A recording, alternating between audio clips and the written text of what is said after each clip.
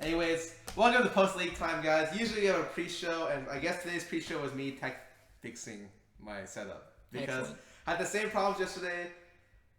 6 hours ago, I redid everything with Spooks, my editor, made sure everything worked, set up the angles, did everything, and it broke again 6 hours later. So we redid it again, and it seems to be working now. Hopefully, doesn't break again. Anyways, welcome for people who don't know or joining us. Post League Time is our LCS analysis show, and I almost forgot. And you're joining us right after the grand finals, TSM versus. I'm sorry. Continue. TSM versus C9. We're here to break down the action. I'm Scarra. I've been a coach, a player, a content creator, a streamer. I think that falls under the same earlier category. I've been literally everything in the scene. I'm here to share with you my knowledge, my insight, and my extremely good looks, right? And joining me is Tony Gray, why don't you introduce yourself? Head coach of Counter Logic Gaming. Today I'll be budget MarkZ. Woohoo! After seeing him on the stream, I think you're more like, you're better than MarkZ. Oh, okay, so he's budget me. Yeah, Okay. exactly. Gotcha. And for people who are joining us a little bit late, we're going to be breaking down the games game by game. Overall, how'd you feel with the series?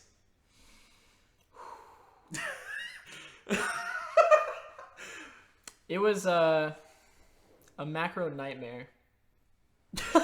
But I mean, other than that, it was super entertaining. Like for the standard viewer, it was like a very, very back and forth like battle between the last 3 games, especially.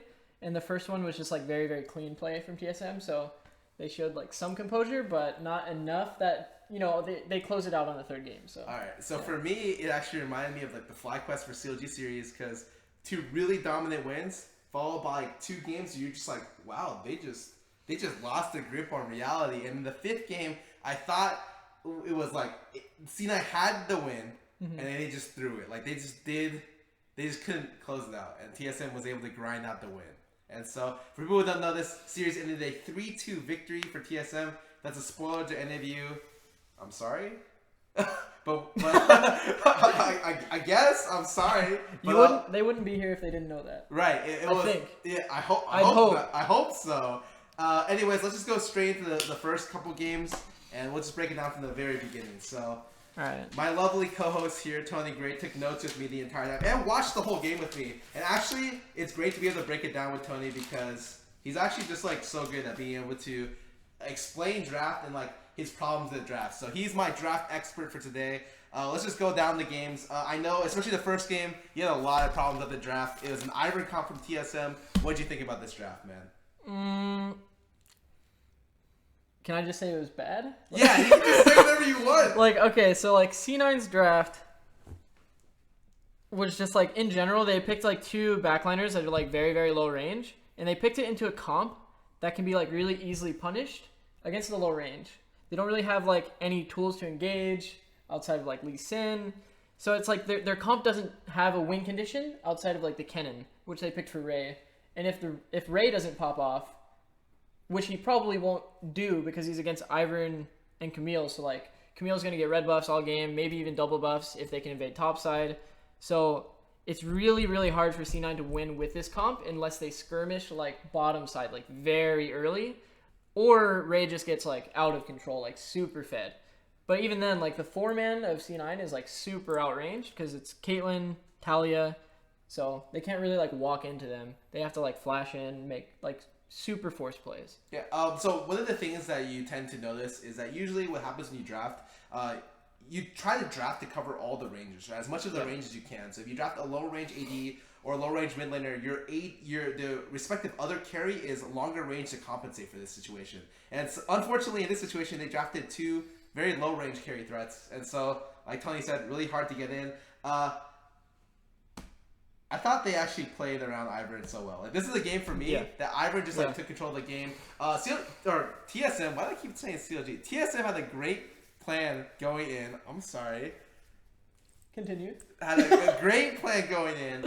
They invaded the side that ended up being so weaker for them, I would say early, especially against Kennen, was able to get the free buff, and because their bot lane can't push out against Caitlyn Karma, which is the best pushing lane in the game, essentially. Yeah. One of the best pushing lanes in the game. Sure.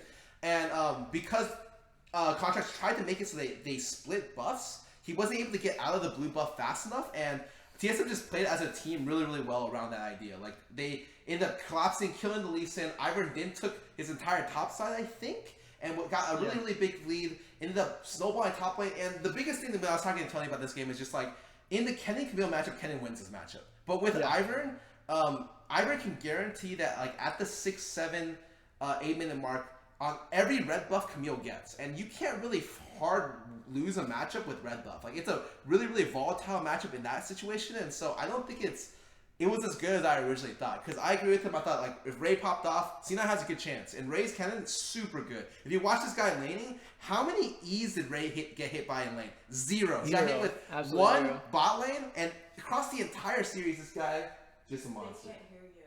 Wait, what? They can't hear you. Me? Yes. Am I too far away? Yes. Oh, do we have to bring the mic closer? I don't even know if we can bring the mic closer. We'd have to... Well, only like one person said that, I It think. wasn't just one person. Oh. Some people were saying that they can't hear you. How do we want to do this? Okay. They're saying it's fine, we can hear you. Alright, Everybody are saying it's fine, but there are at least some people that were saying it wasn't fine. Okay. Alright, whatever. I can't really bring it closer without making the shot like cut into his head. So like, for instance, if we bring the mic closer, his head would just be chopped. And so I'm just gonna try to sit a little bit closer to Tony to compensate. You know, I'm gonna get away from it. But like I was saying, I think mechanically Ray is a monster player, and you should tell them what you thought of Ray actually as a player, because you said something really interesting to me. Which one? How good you think he is. Oh, I think he's super good. I think he's like probably the best top laner in NA right now, but he has like some clear like weaknesses as far as like communication goes, like with his team. So like mechanically, he's like super gifted. Like we were saying, you know, like he dodged every single E from Camille like perfectly. He has like very high reaction time, like things that you kind of see from like Deft, where like Deft is like super good at just like microing his character around and like dodging every skill shot possible. But like, yeah, I mean, outside of that, it's like, you know, the whole other part of the game where like, especially like the entire set, he was just very focused on like going in while his team still wanted to back out, and that was like a problem that happened probably like 8 times during the one set.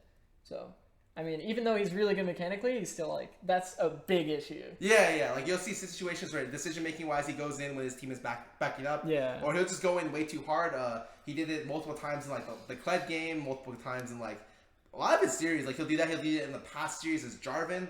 And so it's decision making that I worry for him, and that might just be communication with his team, because I've heard that he's not as communicative as Impact, which is why they end up splitting time. But maybe moving forward, if Impact might see less play because he becomes a better overall team player because he learns to speak. Yeah, or communicate better. For sure. But aside from that, like, what do you think? Like, just going through the games, like after the first blood, ended up being. You said something really interesting about Ivern and through his entire play in this game. Yeah. Ivern is a champion that just ends up tri-laning a lot of times. Like, he'll just get a lead, they tri-lane, and Ivern tri-laning is great. When he tri-lanes with smites off cooldown, and then or on cooldown, and when it's off cooldown, he just goes and invades clear camps. Like, I think Sven played Ivern, and they played around Ivern really well, getting small incremental leads on and stealing buffs here and there, making sure top lane had red buff, mid lane had blue buff, and taking and denying buffs from the other team to the point where they can just kind of slowly break open the game. This was fairly one-sided as the game progressed. Do you have anything final to close out this game? Not really. I mean, you pretty much said it all. Yeah, like, it was just like one thing I want to like stress too is like when you're playing with Ivern, accelerating the game is like really bad. So like you're not gonna make some explosive like blowout play where like everybody's just dead. Like you don't get like 4-man or like aces or anything like that in early plays when you're playing Ivern. It's like all trying to make it as like few members as possible and like trying to like counter gank or, you know, things like that. Like, and you want everybody to kind of just be laning for a super long time. That's why the first tower was broken at like 18-19 minutes, which is like something you only typically see in like Korea. Like mostly in NA, it's like all about explosive like openers, like Ash Arrow this guy at level 6, blow open the game, take bottom tower. But it's like with Ivern, you just want to take it like super slow, just always find their jungler and then just scale into the game. And that was like perfectly done by TSM that game. This is a situation where it ended up being like Bjergsen roam top with Talia. They ended up slowballing really all their lanes, and eventually ended up 1-for-4, and the game is just over. Like, this is a very one-sided game. At no point did I kind of think that TSM lost this game. As soon as Ray couldn't do his job on the team, which was win the split push, there was really nothing he could do. Yeah, I mean, it was literally one Drake, one kill away from a perfect game too. Yeah. So, I mean, it was like very, very well executed game for as far as like early game win condition goes. Mid game win condition is just very, very good. Okay. If you have nothing else to say, let's jump to game 2. Yeah. Game 2, and this is the game where I was just like, oh, C9's gonna 3-0 this series because TSM. Oh, TSM is gonna 3-0 this series. I'm sorry. Yeah. Because it just felt like the entire series was, and the best way that Tony put it was just very desperate. You know, C9 kept looking to force these really, really hard plays when they didn't need to. If you're behind like 1 or 2K goal, it doesn't mean you lose the game. But it felt like C9 was just in a position where they just had to go for it. Like, they were just like, we have to get this solo kill. We have to make these like solo plays. Whatever happens, like it's necessary for us. And that just isn't the case. And it felt like they were too desperate to try to convert stuff. So while it starts out okay for C9, pretty good because the Rengar just randomly runs in and kills himself at the Raptor camp. So, Tony talked about just the stylistic tendencies of Sven as a player, and Sven's a player who always wants to invade, and so he invades even at this point, and a lot of times he gets caught. This is where TSM like game 1 memes come out, because in those game 1s, a lot of times Sven just like gets caught in the enemy jungle invading and loses. And this is an exploitable point that we mentioned last PLT episode, or the one last week, because he just invades a lot, and if he gets collapsed on really well, then he could just lose the early game for TSM straight up. And in this situation, okay, he invades a Graves kills him, and I thought C9 was being set in a position where it was going to look really, really good. And then it ends up happening is Haunter solo kills top lane, kind of nowhere. He played really, really well to get the solo kill, and then Jensen kills himself mid lane, and then the whole game just like devolves from there. It's just like it's a normal game. Game looks really good, and then C9 just takes a plunge where everyone just starts going for crazy plays, and none of them convert well, and TSM just pulls out a huge lead from there. Yeah, I mean, I think like the thing I didn't like the most about this game is like, well, obviously like what you said was like C9 was super like desperate in like every play they made, and that's really, really bad, especially going into like game 2 of like a final, is that you feel desperate in game 2. Like I was actually genuinely thinking that was just gonna be game 3 is already over based on like just how they played in game 2, but whatever they did in game 2 to game 3 like break really like reset them or something along those lines, that it like made it like feel a lot more comfortable, at least from them. Because like, for example, like you should never see situations where like all lanes are like trying to like all in their lane opponents instead of making like team plays. I remember like Sneaky all in bottom side, Jensen all in mid, and then Ray just got put into an all in situation. And like all 3 lanes died at separate points in just solo plays instead of like working together as a team. And like I think game 2, like especially game 2 and 1, kind of had that same theme, that like C9's defense is like really, really bad. Like the entire time they just like would meet you at the turret that you're trying to siege, but like the best way to defend is like always to take control of like a side of the jungle that like the enemy wants to walk into. But often they would just concede that, let you walk in the jungle for free, so they're not even afraid to take the tower because your opponents are already sitting at the tower. So they gave up like everything. Games 1 and 2, they just almost conceded everything. Like they weren't even playing the game at some point once they lost like the early game. So I just think just those 2 plays especially, or those 2 games especially, were just like way too forced from C9, showing like really, really bad composure. And then TSM just, you know, obviously played their win conditions like pretty decently to like snowball the game in an effective way. So going back toward the draft, I know I actually skipped it in this game. When TSM blind picked Syndra in this situation, both me and Tony kind of looked at each other. We were just like, that's not a great position to be in, because I think blind picking Syndra is just not a good option against Jensen, who's just very well known for his echo. And although they won both games where this occurred, I just think this puts Jensen in a position where it's like, one of their best laners counterpicks one of your laners, one of your best laners, and it sets them up to like essentially take over the game depending on how the rest of your draft goes. And so I really dislike it when teams like early pick Syndra because there's a lot up that can deal with it well.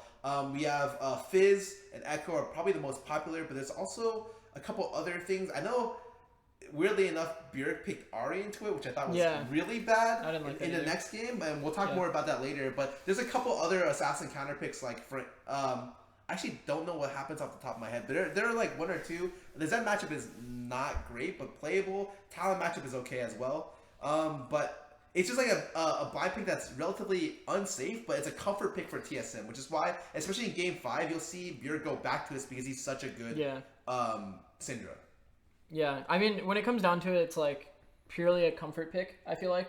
I feel like strategically there's not many reasons to pick like your mid laner at this point in the game, unless you're afraid that it's going to get banned, right? So, I mean, if that's really what they wanted to go for, that's fine, but like you're also just counter picking yourself, so I feel like there needed to be like some extra draft like preparation there where they're just fine getting the Syndra banned out, and then they can play around with the fact that the enemy only has one ban instead of, you know, just counter picking yourself. Like that seems like obviously not as good. So I mean, aside from that, do you have anything else you want to talk about during the game or this draft? Not really. I think the first two games were put me in a really weird spot because I was really worried about how the state of the series was going to progress. I was just like, if this is a 3-0 series, we're not going to talk a lot for PLT. Yeah. And I don't know if I should say luckily, but luckily the 3rd, 4th, and 5th games became like kind of a nightmare actually to look at. I think the 4th game was actually pretty good. But the 3rd and 5th games were just like essentially all over the place. We're going straight to the 3rd game, starting at the draft. This is really weird. Just the game itself was, okay, C9 blind picks Syndra because they see TSM has a lot of priority on it, and TSM counter picks with a pick that doesn't counter Syndra, in my opinion. Like, I think that's just really awkward because, especially at some point in time, Tony told me that Bjergsen has a nasty Echo, like just a really, really good Echo well, he used to play it. It's not like that he... Well, I don't know if he trains it now. Like, I think when we scrimmed them, he didn't play it, maybe? I don't know. I can't remember, but... Yeah, he definitely at some point in his career played a just disgusting Echo, and I feel like training that against a person that's going to pick things like Orianna, Syndra is like really, really important. But I feel like they just didn't see the value in it. So they ended up going with Ahri versus Syndra, which is like not ideal for the matchup, like especially for like early lane pressure. But the only benefit I can see is that you can like split with the Ahri while like Syndra doesn't want to really be in a side lane. So that's something that they could have forced this game if they chose to do that. Oh, you'll get into that later. Yeah, which I'll get into later. But this was actually a really good series game because I really wanted to see Ray is the type of player who is very comfortable on carry picks. And for people who don't know, essentially like C9's strategy throughout this draft is that if it's blue side, it's Ray. If it's purple side, it's Impact. And I didn't really know why, because in my mind I was like, okay, well, I'd rather counterpick for Ray because he's the carry-oriented player, so him getting the better pick in the draft is better for the comp because Ray is like a split-push type of character. Yeah. But you brought up a good point in this situation because of how the draft went, and can you kind of explain what that was? So, I mean, in every red side draft, they wanted Impact because they planned to keep both Tier 1 junglers up. So, for example, Rengar, Graves. So Rengar and Graves are like much better with tanks than there is like to put it with like other splitters, divers, like that kind of stuff. Like typically if you see a comp that has, I don't know, Graves plus Camille, it's not going to really like pan out well for you. Like there's no innate synergy there. But if you're picking something like Graves with a Nautilus, it makes a lot more sense. So like game 4 they picked Graves with Shen. So that makes a bit more sense than like Graves with what they end up picking here, which is Camille. So that was like their entire game plan essentially. On blue side, they didn't expect to see either one of those tier 1 junglers up. So there's a lot more like champions that synergize well with like divers that they can pick. So yeah, it was pretty interesting for me to hear. But regardless, I like to see Ray's, Fizz, and Kennen because those are like probably the 2 top carry picks at the moment. I think it's Rumble, Fizz, Kennen, and then Nautilus are like the 4 S tier picks. Give or take, I think. Agreed. And Fizz, from what I understand, has a really good matchup with Camille. So this was a game where it's like, if you're given even jungle pressure or like everything works out okay, does Fizz beat Camille in this matchup? And then what ended up happening in this game? I think contract level 3 gang top. Yeah, contracts ended his route. Oh wait, that was a Kled game? That was the Kled game. Yeah, this is the game where it actually didn't work out too well because. Yeah, it was when Hunter escaped. Yeah, they're really solid gank. Yeah, Hunter escaped a lot of good ganks in this series, and then in this game, and then what really blew up in the game was, or blew up in the top lane was when Hunter like kind of eat back in and killed himself. Suicided. Yeah, you can just say suicide. Maybe we use a different word for that, but that was Tinted. that was a situation where I was like, oh, well, I guess C9 comes back into it. But when this game started off, I didn't think it was really good for C9 up until a point where TSM just kind of lost focus. I don't know. Yeah. I don't know Bjergsen also died in like the exact same fashion. Yeah. Smoothie walks up to a bush, wards it. Bjergsen doesn't react, and then he's like, "Oh shit, I'm taking damage." So he throws a Q and he's dead. Yeah. So like, I think that up until like probably around like 14 minutes, the game is looking good for TSM. C9 likes to make a lot of plays. C9, especially in the mid lane play, tried to clean up a really, really big scrappy play, and TSM just gets out by the skin of their teeth, essentially. Like the mid laner, Ari lives with like almost no health. They're able to convert the kill, and Sven gets a double kill off the back of the mid lane 2v2.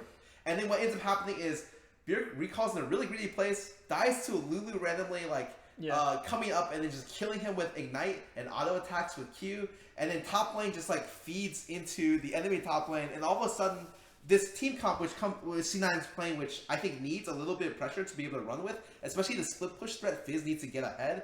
Just gotta lead because of that, and the mid lane kind of normalized off that as well. Yeah, I think the biggest issue I had with this game, obviously, because I talked about it during the draft part, but like TSM was playing a 1-3-1 comp against a 4-1 comp. So, like, the benefit of that is that you'll have 3 lanes of pressure. But there was, like, maybe, like, a 8-minute period where it was just nothing but, a mid-lane dance where TSM wasn't even, like, doing anything with the top lane. But in reality, it's like, okay, Fizz is going to hold Camille bottom. So, Fizz and Camille are basically stuck bottom. So, the resources on the top side of the map are 4v4, but nobody can deal with Ahri. So, what you wanted was Ahri to go top to actually be able to pressure in the Syndra, so that the 3-man mid is a lot better. They could get free Baron control. They could do so many things. They could get topside vision, just like anything. But TSM wasn't 1-3-1ing with a 1-3-1 comp, and then C9 wasn't supporting the Fizz with vision. So it was actually so frustrating. It was like an 8-minute period where just nothing happened. It was like they just ran around mid lane, tried to force a bunch of plays. I think at some point, Varus was shooting ultis down mid when they were grouped. And then they couldn't force anything out of it, so they just went back to doing nothing for another 4 minutes, and it was just super frustrating to watch. Yes, they didn't know what to do with their mid game win condition or their comp. I think C9 in this situation was just happy they got a lead. Yeah, I mean, which is fair because they were behind the entire last 2 games. Right. So they're like, okay, don't throw it, don't throw it. But even the big point where I was like, what on earth just happened was when I think. This was the game where C9 got a 2-for-0 mid lane, and then both the carriers run away with 10% health, and Hanser's also at 10% health, has a recall, but he has TP. Yeah. They have 4 people alive, Baron's available, no jungle is there, and instead of going for it, they go for the mid lane tower. They kill the mid lane tower, they back and they lose Dragon. And so I was just like, what? Because they had an easy conversion to a Baron, which could have forced the game open for them, but instead they just got back into a neutral position where actually losing the Dragon may have been worse for them in return, which I think is hilarious. I was actually so sad. It's a 5v1 because their backline couldn't even walk up, so there was a free Baron. It's I don't think you've emphasized how much that was so free. It was actually fucking insane. But then they're just hey, mid tower. Yeah. To be fair, later in the game, I think C9 ends up getting the Baron, and then TSM does a bush camp, which then converts into which is sneaky. Yeah, which is by the way exactly what the losing team wants to do. And when Tony says that C9 has bad defense, it means when they're behind, they don't know what to do to be able to get back into the game. They're really bad at converting that. So what you do if you're behind usually is you look to find a pick if you're a pick comp. on the side of the jungle you think they're going to run into. So you just pink the side. When they run in, you look to CC them or make a play on them. So what happened this time, when C9 got the Baron, they just waited bot side, and then Sven makes this like crazy play, and they just get stuff started where it's like, it equalizes after that play. And I think that's something that like C9 generally lacked throughout the entire series. Like the first 2 games were blowouts, and the games that C9 ended up winning were like kind of grindy. Like they didn't feel like there were games where C9 should have taken as long, because TSM just has a good idea of how to play defense. Yeah, and I mean that's like kind of how defense works. Like if you don't have defense, it's going to be like a 16-0 blowout. Whereas like since TSM does play defense and they do contest you at the right spot, it's going to always be this back and forth battle of like just holding your position and just like pushing them off. So I don't know. It's good to see it from TSM, even though like C9 spotted it with a blue trinket, and then they still walked in anyway, and they split up, and then they died. It's like that part was kind of weird from C9, but like it was still really good by TSM. Weird's a good to word defend it. For that. Yeah, it was weird. Finally, I think this game explodes because FaZe just flanks on the Baron fight. And then, that was this the game where FaZe zones out 4 people on the Baron and Camille, and that doesn't happen. FaZe literally with GA dies, zones out the entire 4 people backline. Haunter tries to do the same, zones out their backline. They trade like essentially divers, and then FaZe just ease out after the GA. And then all of a sudden it's like, oh, it's a 4v5, and we like used everything on FaZe. We can't do anything. They clean up the team fight. Sneaky does. This is a game where Sneaky does the insane play. Sneaky does the insane play, and the casters praise him for being like ridiculously good. When I think he just mistimed his E over the wall at the tail end of the Syndra stun, and almost like threw the entire team fight because he almost killed himself. But it ended up working out at the end of the game. Even though me and Tony the entire time were just like, "Oh my god, what was?" That was a situation where it was just like, I guess like they converted it, but it was so dangerous. Like it got so bad that like the way Tony put it was the support crucibled the AD because he tried to heal him because it was just like such a desperate moment. And if you don't understand why that's bad and you're like me, Crucible doesn't heal anymore. So he just literally used it on nothing. He just threw it in there. He was like, I hope this does something. Yeah, because it was just like a poorly coordinated like over the wall. Yeah, it was just like a super like slow reaction too. It was like Syndra lands the stun, and then everybody's like, wait, did he land it? Oh, he landed it. And then like they wait 1 second, and then they're like, we can go. And it's like by that point, you can't really get the one shot anymore, and then like Sneaky puts his life in danger. So yeah, the best way to phrase it is I think Varus was 2 autos away from quadra killing that fight. Yeah, or like it was so close in a position where C9 didn't need to risk that. They had the game with the Baron into like the closer, in my opinion. Yeah. Agreed. Anyways, I'm pretty much done with this game. Anything else? No, I'm good for this game. All right, let's throw it out. So on to game 4.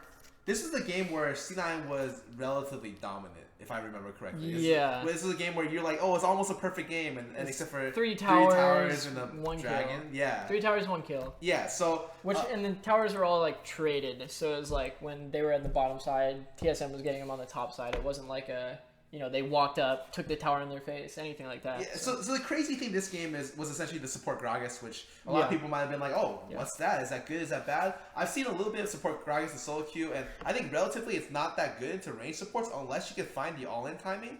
I think that the bot lane was just so scrappy. Like, it ended up being that they found the level 2 all-in to pressure the lane, and then they ended up getting the kill on the AD in a situation where it was a fraction of a second from either side losing the fight. Yeah. And so C9 gets ahead by a little bit, but because they have this support Gragas, when they're doing 4-1 positions, this is something that Tony brought up to me while we were talking. When they're doing 4-1 positions, it's just a lot easier to 4-1 with a frontline champion.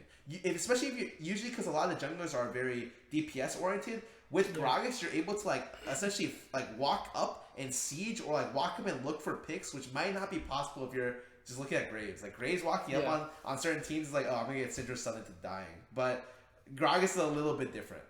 Yeah. Also, you can force more objectives. So like you have somebody that can tank dragons. You have somebody that can tank Baron.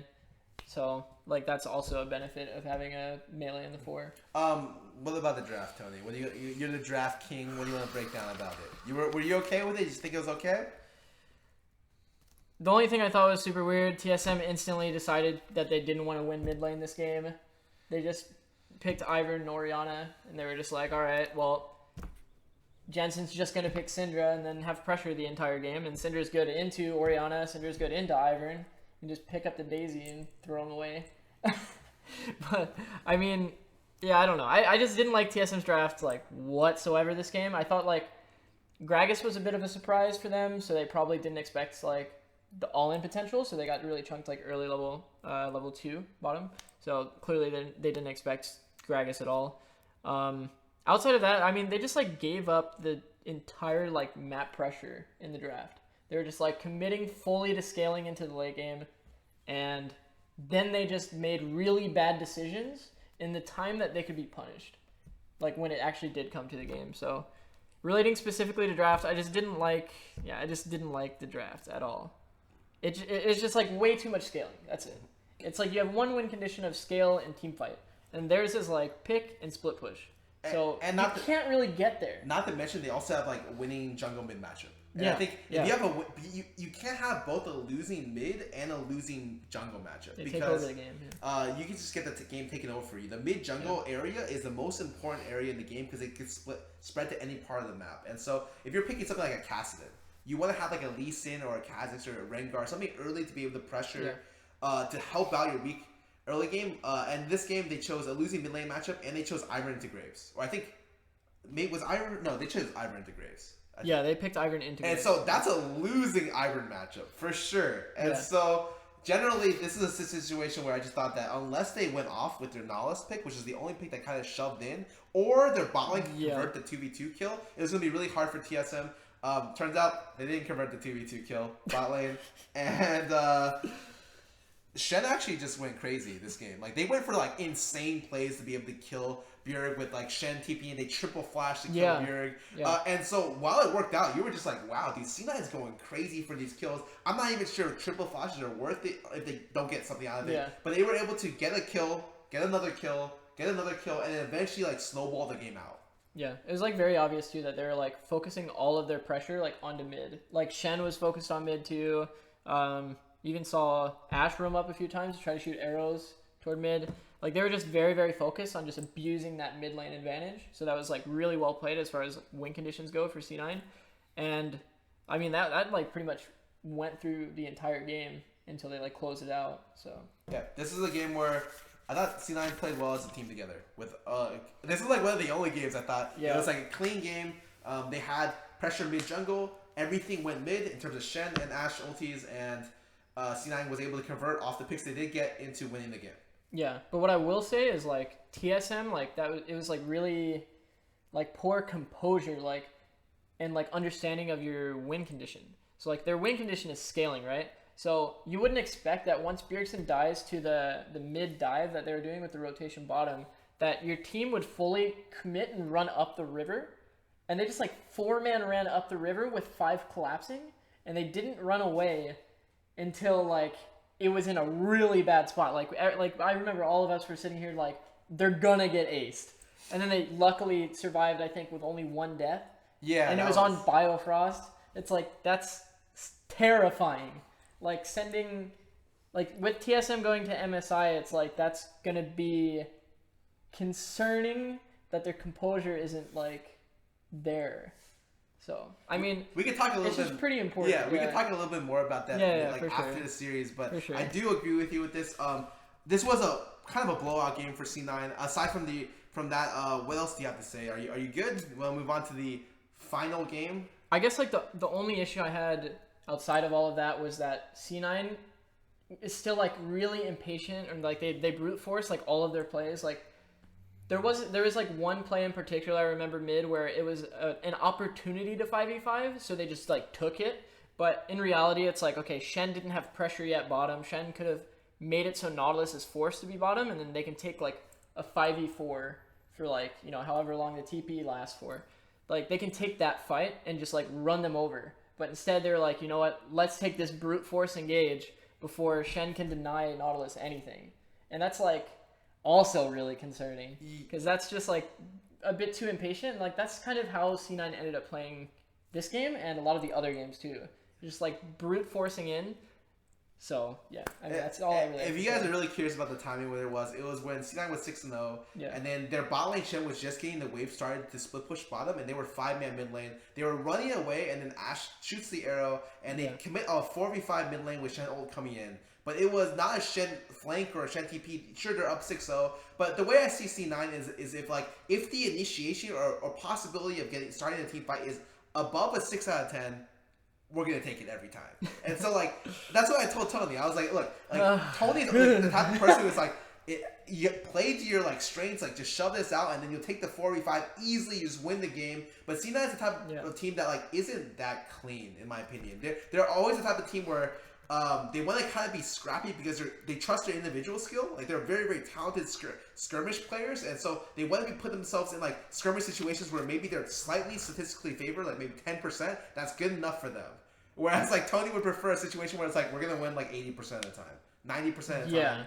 Yeah. This was a situation where okay, they had a 70% chance to win this, and let's just go for it. And I thought it was okay because C9 had already shown throughout the series that they can't cleanly play out the macro game. It's more they can't cleanly split push, in my opinion. Yeah. And so because of that, I was okay with them taking this above average initiation look. But Tony was more ooh. Yeah. I mean, when it came down to it, it's just patience is pretty important from both teams, and it felt like both of them were very impatient at different points during the set, especially game 4. It's TSM running up the river unnecessarily. Don't know why they're doing that. Their mid laner's dead. So I mean, it's just all around really impatient. So. On to the 5th and final game. It's sad because in these long series, people are always going to remember the last thing that happened. So a good example is FlyQuest, the one Darshan play. I'm sorry, I got to bring it up. It's the first thing on people's minds, man. The COG vs FlyQuest series where Darshan just makes the play to try to get a pick on red buff and dies for free. And in this game, people are going to remember Jensen going in and not ulting and getting blown up instantly on the last team fight of the game. When the game was, and the series itself was way more than this. Generally speaking, that's not the reason why C9 lost this game. The one Jensen play, sure, you played it bad, but that's not the reason. This game was kind of, it was not clean at all. It was just a series where you were, or a game where you were very happy to watch and entertained, but was not very strategically well played. Yeah, there was no pause. It felt usually it's okay, we're gonna reset, guys. We're gonna go for this objective, prepare to fight at that objective. But there's none of that. It was just all right, I'm fighting. Okay, I just based. Okay, but I need to fight. I'm gonna keep fighting. It's just constant fighting for I think a 3-minute period. It's actually nothing but fighting. There's and then all of the fights too, because there's no true tank, just Dragon Ball Z level fights where people are flying everywhere. There's if anyone takes more than 10 hits, they're all dead. It's scary as hell for both teams. So I mean, I as an analyst didn't really like the game because it's insane. From an entertainment, I guess, standpoint, it was super, super entertaining. All right, let's start at the very start with the draft. I noticed, and you said this before to me, that Syndra is a very comfort level pick throughout the series. And I know you thought that essentially TSM just played for comfort. Yeah, every single pick, very, very comfort oriented. Even since ever. It's Svenskaren's been playing Lee Sin, Bjergsen's been playing Syndra. So I mean, picking those two champs first because they want comfort is kind of understandable, but I still think it's super, super exploitable. And especially C9 did a good job of exploiting that, because once you see those two champs, you can kind of assume it's going to be an immobile backline. So they just decided to go with dive, which is really good against that immobile backline. And then obviously I felt TSM from the draft had a disadvantage. Because whenever you're put in a situation where your comp mostly has disengage against a dive comp, it's really on you to disengage properly against the dive. And with so much dive, Kled's gonna ulti 4 people in, that's fucking terrifying. It's actually so scary. So there was a lot of times where people were living 1 HP. They flashed out, but luckily, like Svenskeren kicks the guy away, and yeah, I mean, just from the draft personally, it was really scary for me. Like seeing, if I was in TSM shoes, I would feel terrified because it's such an easy to execute comp from C9. Generally, the only thing I was really kind of worried about was the Kled Camille matchup. When I first saw it, Kled Camille, off the top of my head, doesn't sound very good. I think typically Kled's picked into tanks because when they dismount you, they don't have the damage to be able to burst down your transformation before you remount. And so essentially you just could constantly mount and dismount with that champion, and eventually can pressure out the top lane tanks because they can't lane against you. But against another bruiser, typically Kled isn't as good. And so the one situation where I was like, oh, this game could be bad for them is if Haunter pops off. And what ended up happening in this game? Well, there was a level 3 top lane gank. And the first time this series, I think, which my contract ends his route, just straight goes through top and dives top lane. Punish. Really, really strong punish. Really, really good for the Kled. In the one matchup that I thought was maybe really, really hard for them. At that point, when their top lane's behind, the entire time I'm just thinking, how good is Svensli? Because that's how they recover. And in all honesty, I think Svensli is his best champion by far. Not even close. Usually, he can always carry his team on his back with this champ because he's so good. And you know what ends up happening? Even though C9 gets a good lead, they Ray roam mid to kill the mid lane. Ray and once the contracts killed the top lane at the very beginning, Sven starts making plays to pull the game back. Yeah, and I remember specifically too, like C9 once again got super impatient at some point. Ray started trying to chunk the top laner when the wave was coming in to his tower, and then same thing with Jensen. And that's what opened Jensen up for that the death around mid lane, because he went to try to 1v1 Bjergsen again. Level 5 Echo, doesn't have ulti, has to flash out, and he just dies for it. So like, I don't know, like I think impatience was just like the name of the game. Like once again, and that's like what kind of turned it into a clown fiesta. Yeah, and so what he's talking about with the mid lane play is that like 450 Jensen gets baited, and then just goes into Syndra hugging the bush and he had no vision there. Turns out Lee's there, he dies for free, and they're kind of able to slowly bring it back. TSM wins the top lane skirmish around the 10-minute mark, 2-0, and it's going all over the place because as TSM then makes to go a reverse play bot side, they're diving the bot side pretty hard. Jensen makes a TP play that converts to 3-for-1, and that's what we said before at the very beginning. Is this game is just all over the place. There's no resting period. Yeah. The players are just going off, and you're just seeing an insane amount of kills for a game 5, like a fairly sloppy amount of kills, but I guess entertaining. Well, I mean, you could argue both points that like game 5 you'd be like super scared, but like also at the same time you're the most fatigued. So like you could definitely see why there would just be kills everywhere. So that's just, I mean, it's not good, but okay, we get past the mid game and they start team fighting, and we get put in these situations where you're just like, it's so scary for TSM because they get constantly engaged on by Kled ulti, and TSM has to play the kite comp really, really well. But in some situations they do, like for instance the red buff play where Kled Olsen, outside of Sven taking the Kled ult and forcing Turtle to flash, which is really bad. They played the kite comp really well, or kited that comp out really well. But generally C9 was getting the better of them slowly over these team fights. They end up converting the Baron, and then did they end up converting the Baron? Was it TSM that converted the Baron? I'm not quite sure. I don't know. I just remember this series was a situation where it felt like C9 was in the driver's seat. Yeah. And then they weren't able to close out the game. And you'll see situations where earlier we talked about Ray's inability to communicate with his team. When they're fighting Baron and Kled like flashes over the wall, and then as we go back in, Kled like autos the plant after he flashes over, jumps back in, mini form, gets popped, comes back up, can't queue over the wall, dies again, and you're just like, what?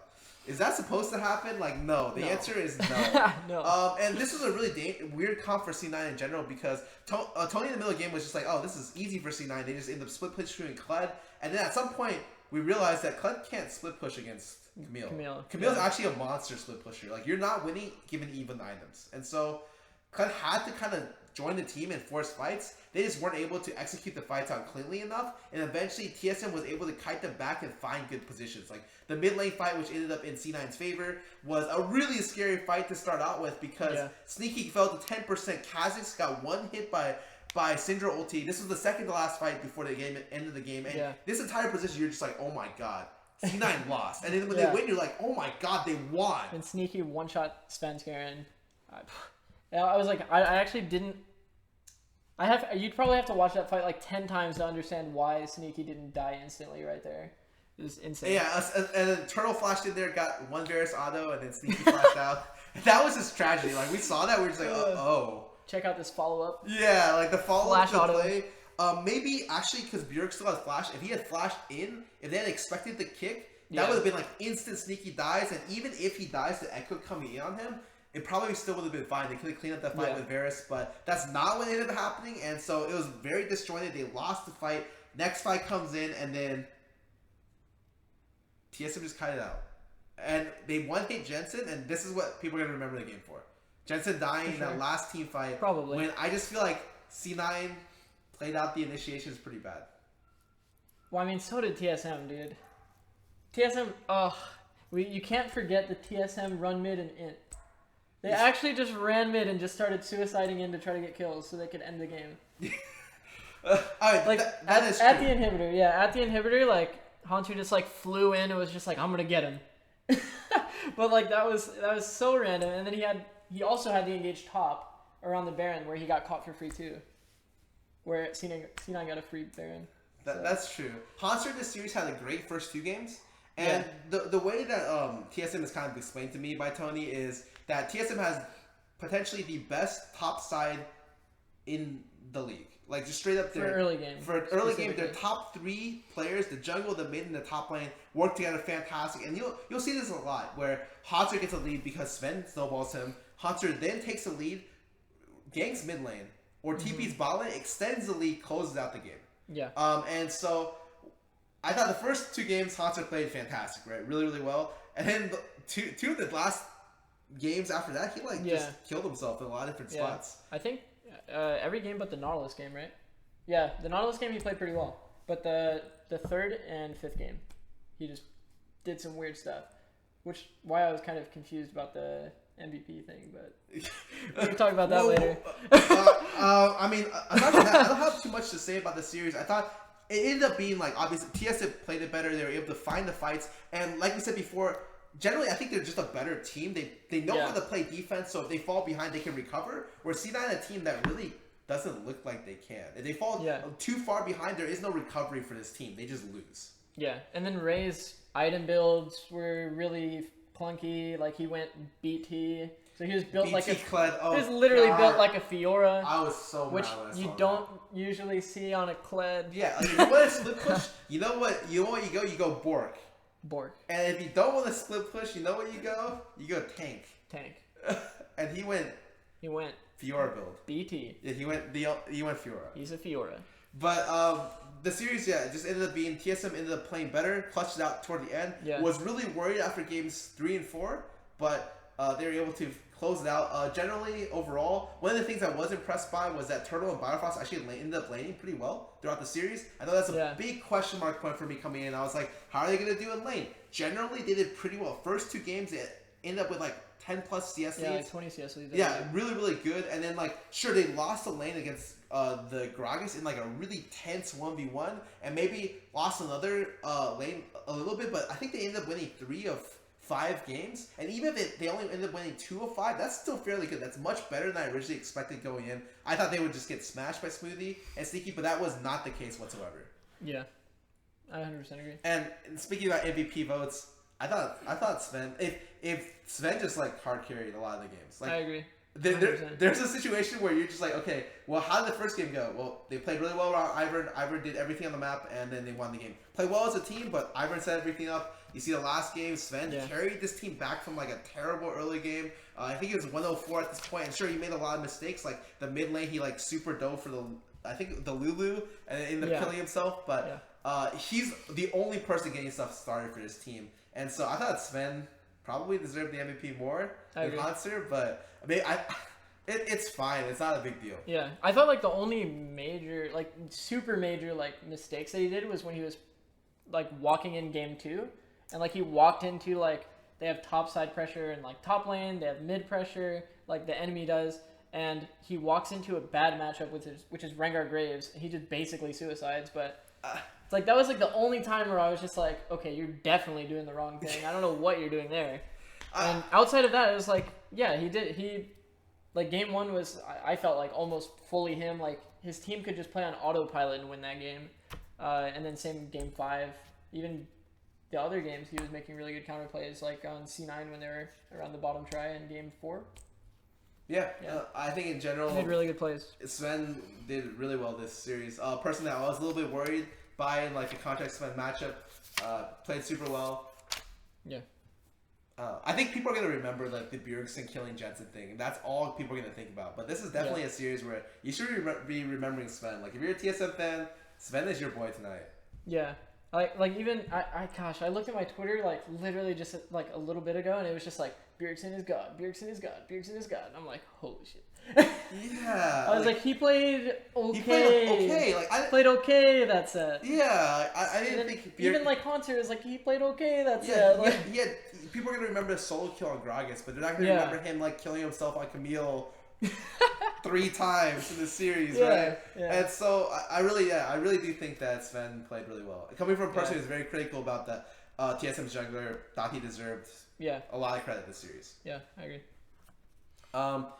I mean, aside from that, this pretty much wraps up our series on the grand finals. Do you have any closing statements for the series as a whole? I know you said impatience was a big thing. Like, anything else outside of that? I just think TSM needs to work on a few things going into MSI. It's like really important. Like, there are clear like composure issues at certain points. Their understanding of the win condition, like mid-game win condition, if they have a mid-splitter, very important too, because they like tried to force things like just way too much. Just like understanding what their win condition is and playing like properly toward that, like in the best way possible, is going to be really, really important if they want to actually make moves at MSI. All right. It sounds like we're pretty much done with this series. I know a lot of people are going to ask us, what do you predict is going to happen at MSI?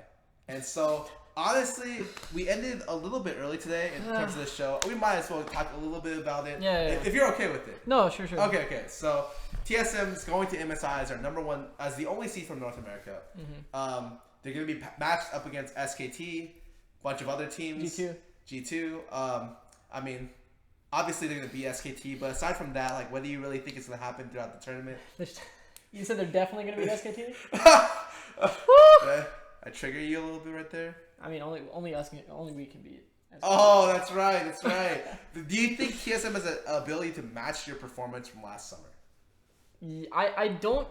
I mean, I feel like if they improve on a lot of their apparent issues, which is, I mean, these aren't like issues that are hard to see, right? Yeah. They are, however, issues that are hard to fix. So if they do fix those issues, then I believe they do have like a more realistic chance of like actually doing something in the tournament. But like everybody kind of perceives Korea to be like way out there as far as like where NA is compared to them. But I'd say like Korea especially just really understands what their win conditions are and like how to perfectly play toward that. And as long as TSM can understand that and like play it to that same level, I don't think like there's too big of a mechanical difference, right? So you're saying in an SKT versus TSM best of 5, you would give TSM a chance to win the series? A chance. I wouldn't say it's a high chance. Like, I would say there's a chance. Like, there's just a lot. Like the mobile games, they have to give you a percentage odds to get you like a really high star monster. Like, is it like that? Like the 0.001%? It's a high star monster. Oh, okay, that kind of chance. Yeah.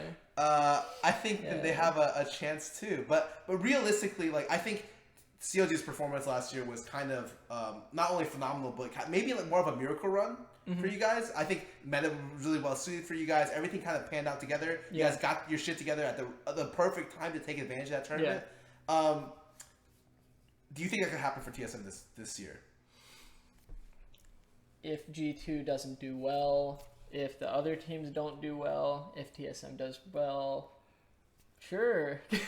Well, what's a reasonable finish? So many What's a factors. reasonable finish for TSM? I would say top 4 Oh, you expected to get the top 4?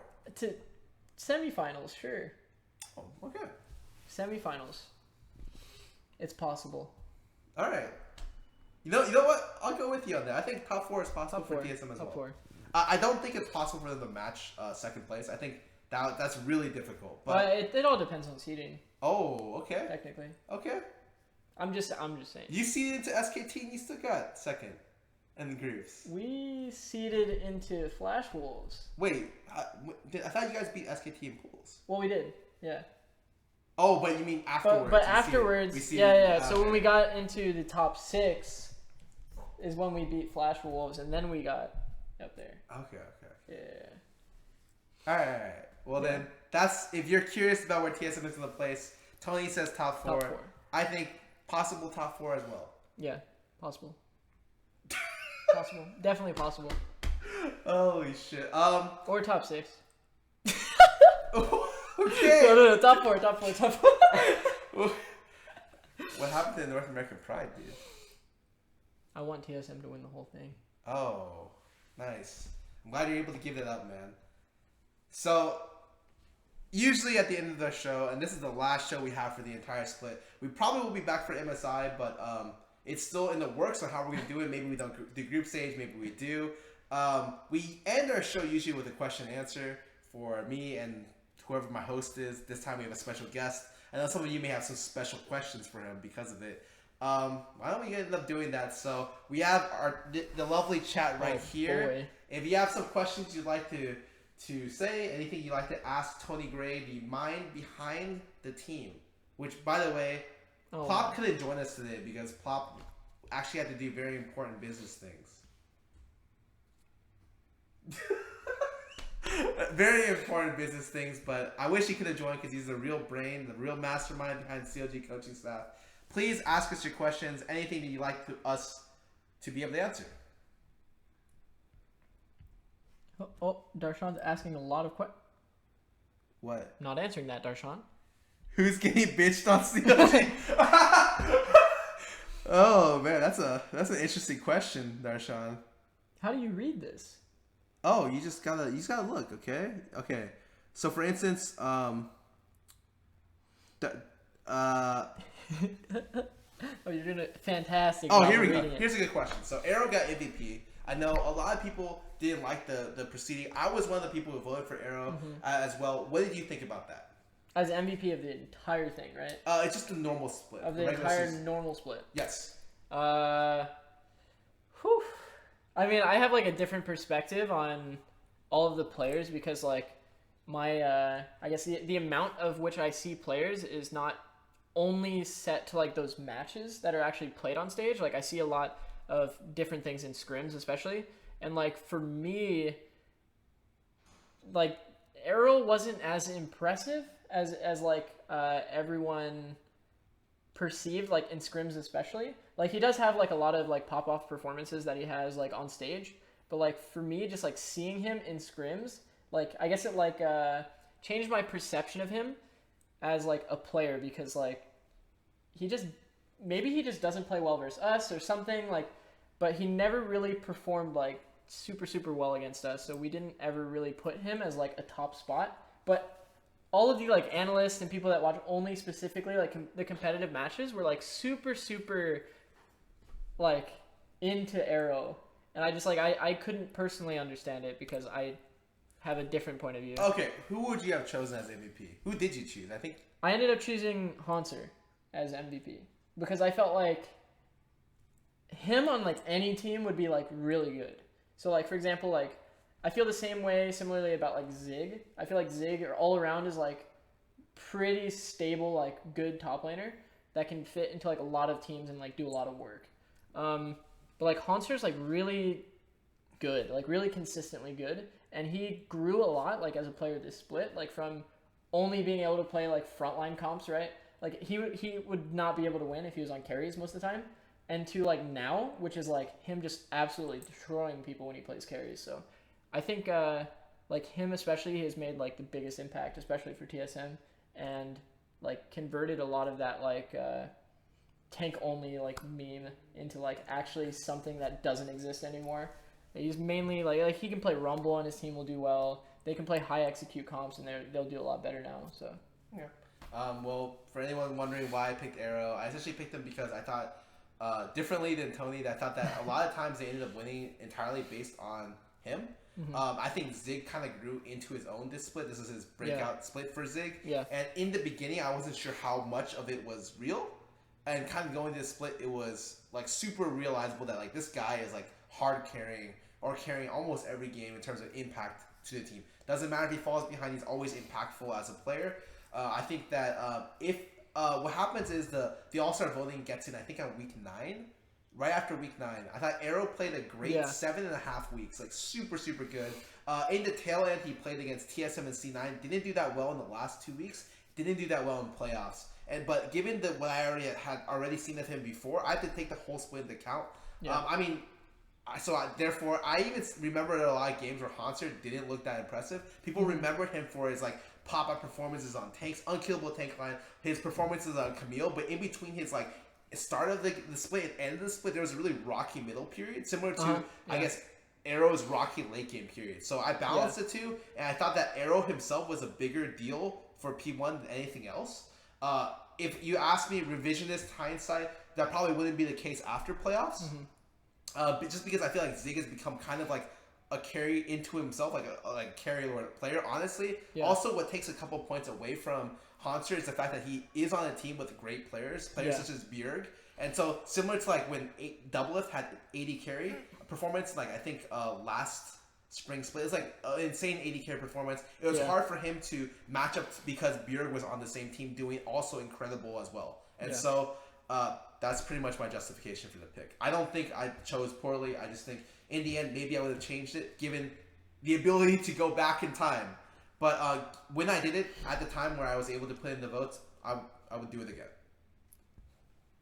It's all right. Like it's just an award. Like it's just an MVP award. It's okay. It's just an award. You just throw it out there. Come on. There's gonna be a Thorn video made after you saying that. No, dude, you know what I mean. I seriously took into consideration. Figured out factors that I used to judge players and was just like, I value this on this player in this situation more times than I value this. You know? I do think that if you put him on any other team, he does really well. And maybe I do just get to see his on-stage performances. But those on-stage performances were like insane. Pretty good, yeah. Actually insane for P1. That's just my theory behind it. Anyways, let's keep going. A lot of... people just really love you, though. A lot of CLG Kiwi Kid, too. Excellent. CLG I'm a Cutie Pie, also. You got the stream team. You want a mid lane, bud? Oh, God. Get away from me, Bringing dude. I would Dignitas feed back so together. hard. How do you read that? I'm still surprised. Oh, here we go. Tony, talk about CLG Black. Because you talked a little bit to me about it, but I think what is it to have like a B team live in house? They just beat Tarzan's X team. Yeah.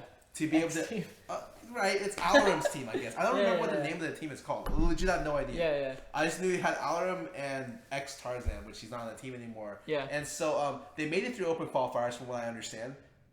Is it official? Like they've got it, or is it one more game? So I think they played one more game for seeding. And then based on that seeding is like who they play from the actual NACS. That's going to be their opponent for like the promotion. Okay, so they're in the promotion to get the NACS. They've been working with you guys fairly closely throughout the year. How is it having a B team? It's really, really helpful. Obviously, you can do just so many different things that you can't do if you don't have a B team, I guess is like the best way to put it. But it's like you can use them for emulation. Like if you think a team's going to pick certain champions, you can have that team or our B team practice those champs and then play them against us when we eventually do scrim them and get like a lot of information that way about like how we should play against certain champs.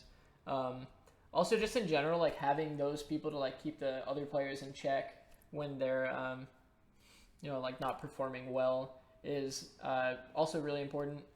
But I think like emulation especially is like super, super important, and just like having people that are also there to support us too was very impactful throughout the season. Like even at the beginning, we were doing a lot of scouting like with our B team. So our B team would come over to the house and like scout teams with us, and we would get a good understanding of like, you know, different perspectives. So like, you know, maybe Darshan and Fallen Bandit see two different things when they're watching a VOD. So those two watching a VOD together was like pretty good.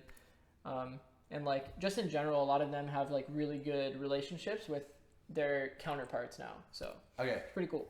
Who's the guy who's gonna pop off on CLG Black? The person CLG Black? The person that you just like work with on CLG Black, you're like, I love to work with this guy. He's great. I mean, I think This is like a who's your favorite like student type question for a teacher. Yeah, exactly. And I know no one on CLG Black is watching this. Let's be real. They're definitely not watching this. Yeah. So just slow the veins, dude. No, but I think who's like the guy you think? What I will say is I think that people don't expect Zaganox to be that good, but he's actually very good. Like mostly when people talk about CLG Black, they talk about Tuesday, Fallen Bandit, Omar. People talk about Tuesday? Yeah, they do. I'm just kidding. Don't say just kidding to me. Say it to the camera because I guarantee you Tuesday's watching. Gonna watch this. This will be so funny. I guarantee you he's watching. We're gonna see it in the chat in a second. Guaranteed. All right. Guaranteed. But what? Okay. So you think but yeah, he's slept on? Zaganox is slept on. Nobody talks about him, but he's really good. Like he subbed in for us. So I mean, I have the most experience with Zag of like all the other players on the CLDB team. I mean, he scrimmed with us literally for like a week and a half, so I got to work with him for a while. So, plus he's also like he's got a really good mindset, always super positive, and is willing to receive like any criticism you give him. So, super like helpful player to work with. That sounds great. Do you want to do one last question to make sure? Sure. It's good. Oh, I think Tuesday said something. Nah, dude, he's not watching. Don't worry about it. Oh, there he is. He says. Nah, dude. Curse words. He's not watching. Don't worry about it. It's not happening. Don't worry about it. It's not happening. Oh, no, we're not gonna answer that question on roster changes. That's too much. We talked a little bit about C9's rotation. Yeah. How about this? We'll talk a little bit about the importance of Galio. So Galio is to be available for MSI. Oh, as really? as well as it was already available in LPL, which by the way they're crazy, but it was. What? Okay, I mean it's like anything goes there. Yeah, China's kind of insane. Let's be real, but I know a lot of people have been talking about Galio, talking up the champion itself, and your B team plays the champion quite a bit. What do you think about the champion? Because I've been hearing things that this is like the top tier top lane tank. It's like this champion was made for competitive play. It's actually like Riot was like, okay, we need to design a champion that can push waves, perfect. He needs to be insanely tanky, so whenever he presses his W, it's like an Alistar ulti for however long until he taunts you, and then you can't do damage because you're CC'd, and then he can use it again in like 4 seconds. Or an E that can engage, gap close, huge knockup, so that's also insane. And then his R, so like once you've pushed that wave and you can't die, you can walk over to another lane and press R and just fly in. So, I mean, it's really good with divers, really good against divers, because then, you know, they have to deal with that zone, that huge, like, knockup. So, I mean, it's got everything you want in, like, one champion. Like, literally everything. Like, usually there's, like, some trade-offs, like Fizz, you can't really push the wave, but you can, like, roam down and do insane damage. You can split push. But there's no trade-off. He just has everything. So you think this is going to see a lot of play competitively? Yes. Even after, like, the couple percentage point nerf on his Q? Yes. That champion is insane. Unless they make his Q not do damage. Which they can't do that. So, I mean, his W is actually, like, 50% damage reduce, and then it's a CC. You can't play the game. Like, it's so insane. I don't know. I just don't see how that champion could not be viable. All right. Unless it just gets hard demolished in, like, some matchups that I'm just, like, not seeing. But, I mean, it's probably pretty safe. Yeah. You have an Alistar ult on, like, a 4-second cooldown. I mean, except for the whole CC thing. But it's, like, 50% reduced damage on super low cooldown, and it's a CC. Then you can knock them up. Then you can ulti out, too, as an escape, which I've seen a lot. So, plus, you could probably potentially like flex it and do other things with it. So this is gonna see MSI play. It's gonna either be permabanned or it's gonna see play for sure. Okay, sick. That's it from all of us here at Post League Time. You can find this VOD if you ended up missing it on my YouTube, Scarra official, like youtube.com/Scarra official. You know what I mean. You guys can find it there tomorrow.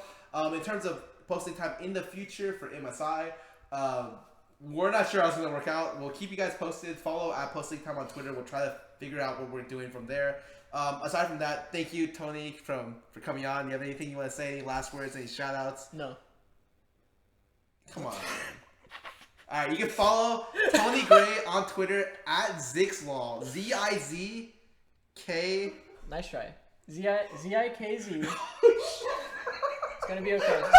Z-I-K-Z-L-O-L on Twitter. Yeah, that's what I meant. Excellent. And he is a great coach. He's also kind of funny.